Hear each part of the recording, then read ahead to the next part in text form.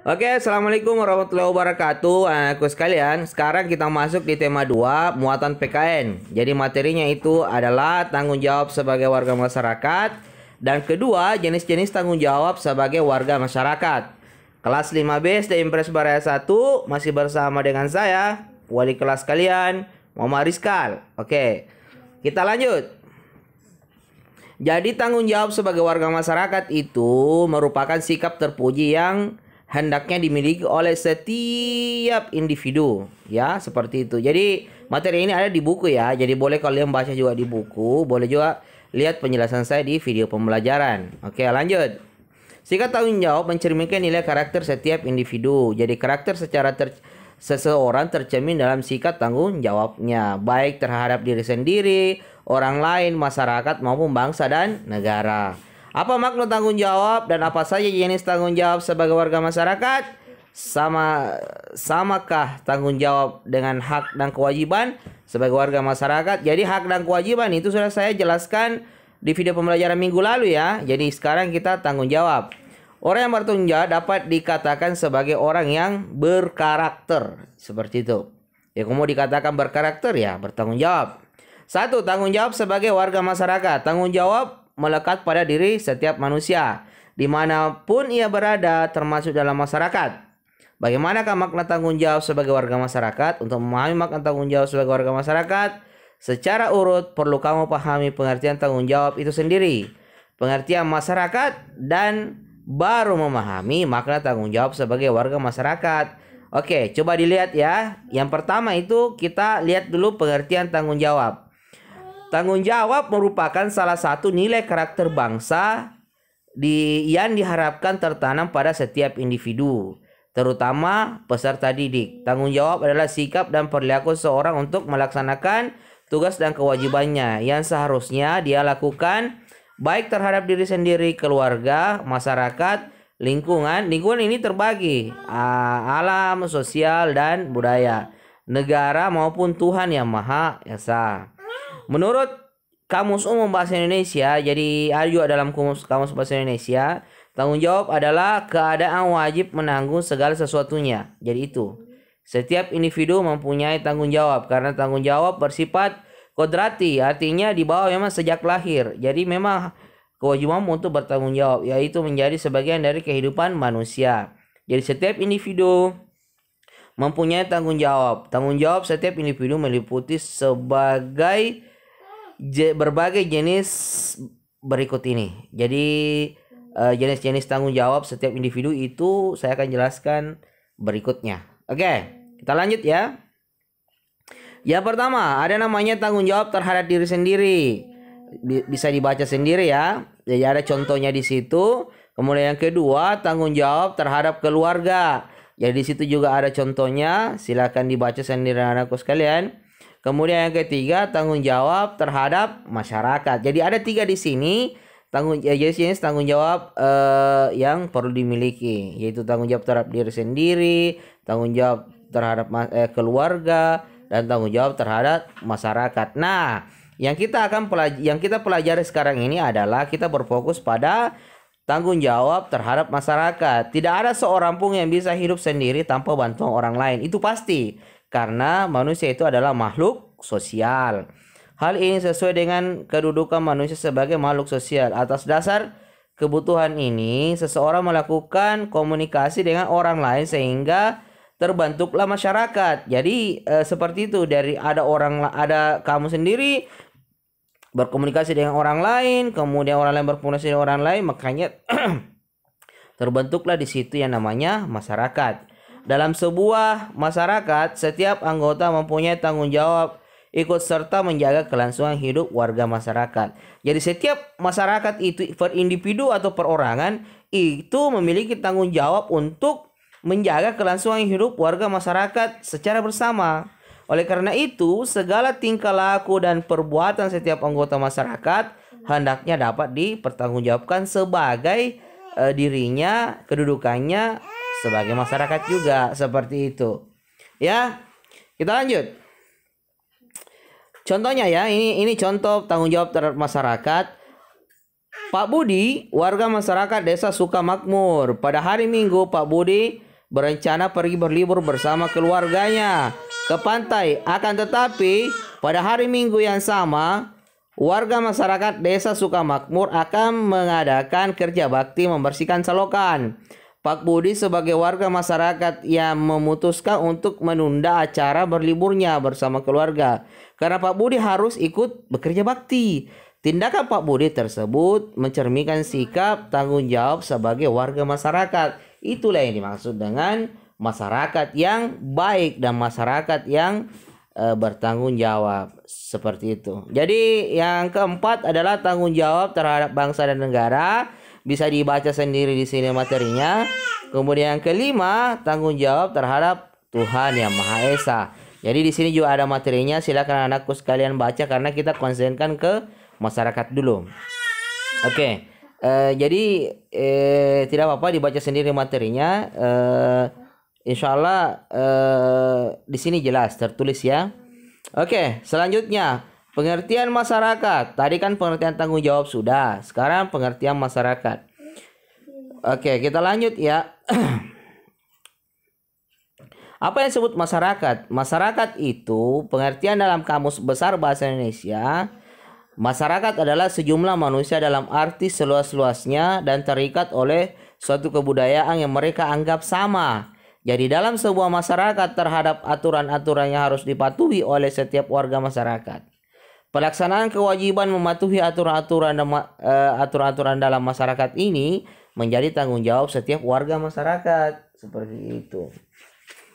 Jadi aturan-aturan yang berlaku dalam masyarakat itu bukan tanggung jawab satu orang, tapi tanggung jawab oleh semua masing-masing individu yang menjadi anggota masyarakat di dalamnya. Seperti itu maksudnya. Lanjut. Bagian C, tanggung jawab sebagai warga masyarakat. Nah ini.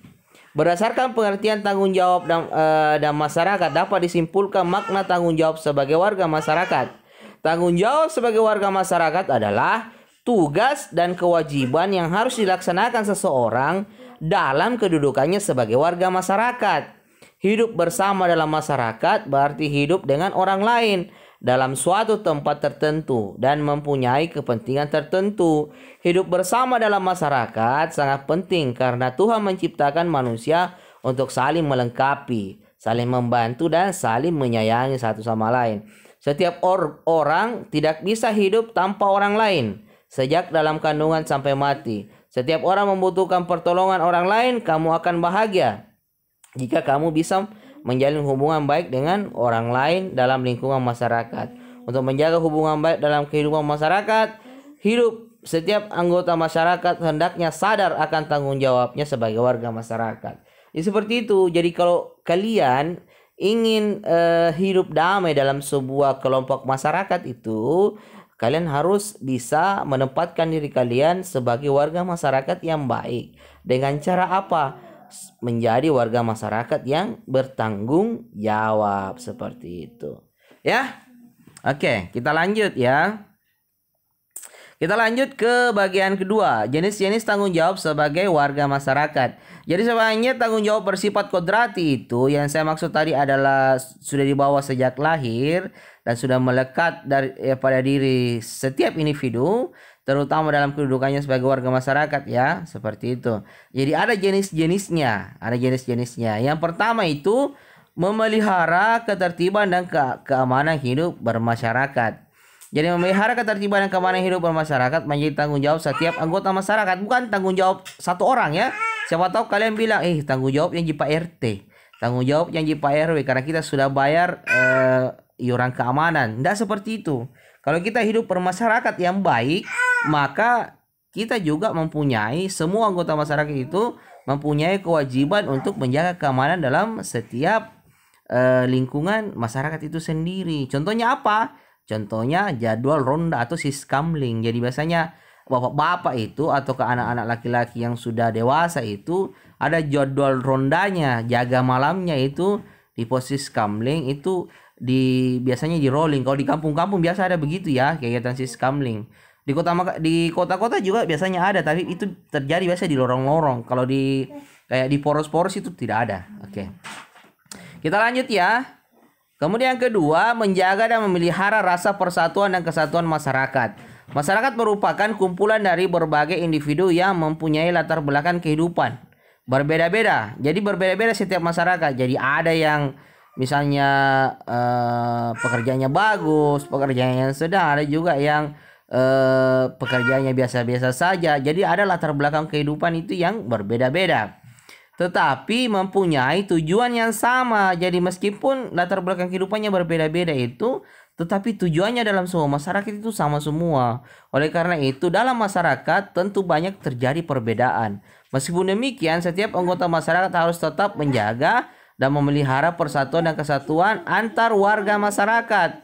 Dalam menjaga dan memelihara persatuan dan kesatuan antar warga masyarakat, hendaknya dipegang prinsip-prinsip dasar seperti berikut. Ya.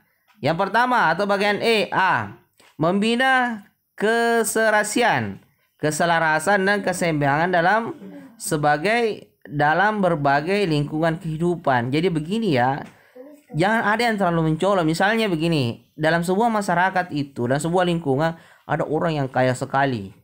Itu saking kayanya dia sampai tidak memerhatikan atau tidak terlalu peduli dengan orang-orang di sekitarnya yang mungkin tidak sama dengan dia. Dia hidupnya pokoknya beli mobil banyak, sampai-sampai mobilnya diparkir di pinggir jalan, sampai orang-orang yang di sekitar rumahnya itu orang tidak mau, biasa terganggu jalannya. Itu yang seperti itu yang tidak bisa ya. Artinya kita harus menjaga keserasian dan keselarasan. Jadi kalau misalnya dan keseimbangan. Jadi kalau kita hidup di lorong, meskipun kita orang kaya, jangan juga beli mobil banyak-banyak karena tempat parkirnya tidak ada. Itu yang maksudnya kita menjaga keserasian dan keselarasan dalam lingkungan kehidupan.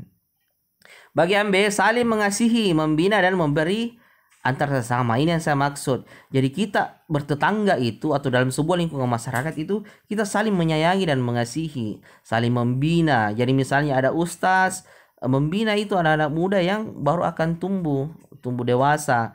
Kemudian misalnya saling mengasihi, kita saling mengasihi dan menyayangi satu sama lain, seperti itu. Dan saling memberi antar sesama. Jadi kalau kita di sekitar rumah misalnya ada orang tidak mampu sampai tidak bisa makan, kemudian kita masih bisa makan dan mempunyai uang lebih, ya kenapa kita harus bantu itu ya. Jangan, tidak boleh kita lihat-lihat. Karena kenapa? Jika ada orang kelaparan dekat rumah kita, kemudian kita mampu, maka dosanya itu kita yang tanggung. Itu sudah jadi ajaran agama ya. Oke, lanjut. Tidak